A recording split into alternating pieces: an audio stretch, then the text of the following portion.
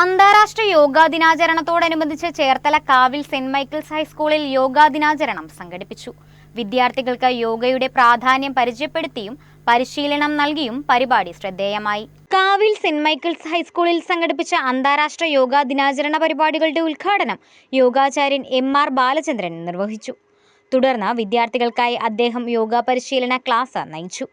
ശാരീരികവും മാനസികവുമായ ആരോഗ്യം മെച്ചപ്പെടുത്തുന്നതിൽ യോഗയുടെ പ്രാധാന്യം അദ്ദേഹം വിദ്യാർത്ഥികൾക്ക് വിശദീകരിച്ചു.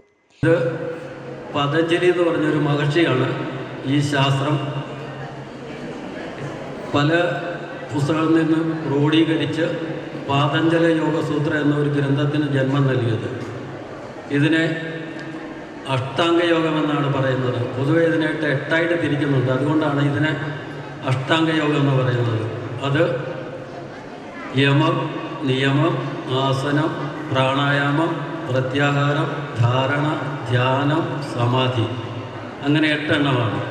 അതിൽ ആദ്യത്തെ 4 എണ്ണം യമം, നിയമം, ആസനം, പ്രാണായാമം, ഈ 4 എണ്ണം ഹഠയോഗമാണ്. ഹഠയോഗം എന്ന് പറയുന്നത് നമ്മുടെ ശരീരവും മനസ്സും ഡെവലപ്പ് ചെയ്തെടുക്കാനായിട്ടുള്ളതാണ് ഹഠയോഗം. വിവിധ യോഗാസനങ്ങളിലും പ്രാണായാമ രീതികളിലും പരിശീലനം നൽകി. School head mistress Beena Thomas, PTA president John Augustine, കായികാധ്യാപകൻ വിനോദ് കുമാർ, സംസ്കൃതാധ്യാപകൻ അനീഷ് ബി നായർ തുടങ്ങിയവർ പരിപാടിക്ക് നേതൃത്വം നൽകി.